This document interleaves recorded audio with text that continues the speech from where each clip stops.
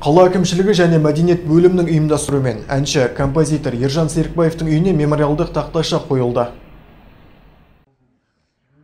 Ол өзі өлсе де артында өшпестей мұра қалдырған. Бұл сөз жерлесіміз композитор Ержан Серікбаевқа арнап айтылғандай. Марқұм көзі тірі болғанда биыл 60 жасқа аяқ басар еді. Алайда заманында талай шыңды бағындырып, қазақ эстрадасында өзіндік орнын қалдырған композитордың есімі ел есінде. Бұған дәлел күні бүгін марқұмның шаңырағына табысталған. Бұл үйде қазақ эстрадасының жұлдызы Ержан Шекербекұлы Серікбаев тұрған деген жазу бар мемориалды тақтайша. Сондай-ақ тақтайшаны арнайы қалалық мәслихат хатшысы Амантай Байтанаев пен қала әкімінің орынбасары Рысдәулет Айтбаев табыстады.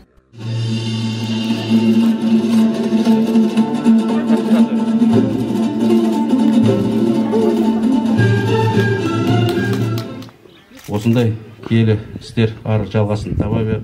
Болса осы ағамыздың осындай шығармашылығы, ағамыздың осындай қалдырған ізге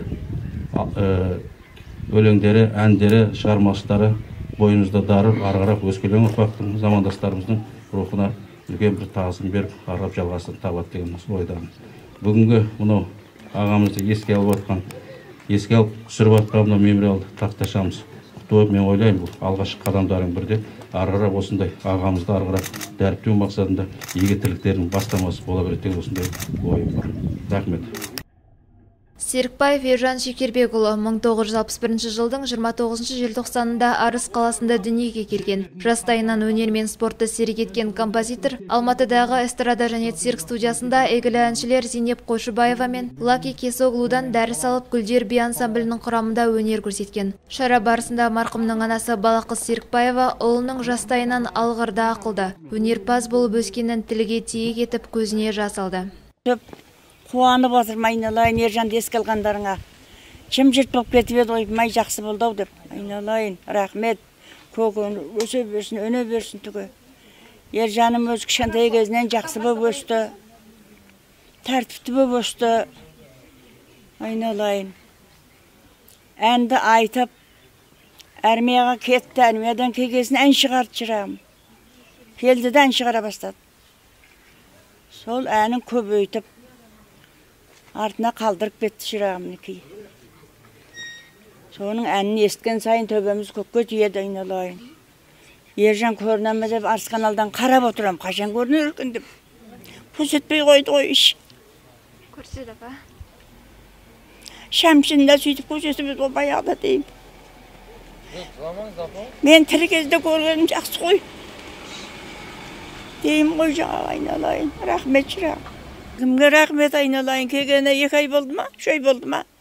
Мәне жарыққа шығарып атыр жырағым тірлігін. Рахмет. Ержан Серікбаев 70-тен аса ән шығарған. Әншінің бірнеше әндері кеңінен таралып, қазақ эстрада әншілерінің репертуарларынан тұрақты орын ала білген. Сонымен қатар композитордың жүрегінен шыққан әндер республика көлемінде, шетелдерде өткен байқауларда жүлделі орындарды иемденген. Бұл іс-шараға арнайы келген құрдастары бұл шаңыраққа келіп, балалық шағымыз бір сәт көз алдымыздан өткен дейді. Сол кісіге көп рахмет әкімге. Айналай, мына апаны сыйлап кеп, мынандай мемориал ашып өте керемет. Ол асылдарымызды біз құрметтеуіміз керек. Оларды бөлек ерекше бір мән беруіміз керек. Оны еске алып тұруымыз керек. Оны өлі замай тірі байымет деген қазақ бар. Тарихымызды білуіміз керек. Мына жастарымызға үгіттеуіміз керек. Сол сияқты Гүлжан Мамыткен қызына көп рахмет. Мына осы жерде жүрген жігіттер қыздарға да рахмет. Я не алдаймыз, Ержанның баласы өсіп келеді, бейбарыс. Соның жасын көрейік. Соның тойларына, соның биіктігіне келуге нәсіп етсін. Ержанды еске алып тұрайық. Ләж болса әкімшіліктен сұранып, бір концерттер ұйымдастырайық биыл 10 жылдыққа қарай. Жаңа өзіңіз қойған сұрақты, о менің арысым әнінің шығу тарихы өзі былай болған еді.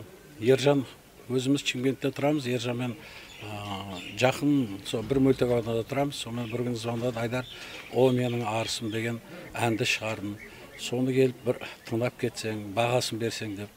Содан мен келіп тыңладым. Сосын айтты, мынау бір керемет ән болатын болды ғой. Шәмші Қалдаяқов атамыздан кейінгі, Арыс жағасындағыдан кейінгі мынау екінші хит ән болатыны ол сөзсіз дедім. Сонда ол айтты, неге о менің арысым тақырыбы дедім. Сонда Ержанның айтқаны, Айдар деді, Арыс қаласында мектепті бітірген түлектер жан-жаққа оқуға кетеді. Мектепті бітірген балдар әскерге барады.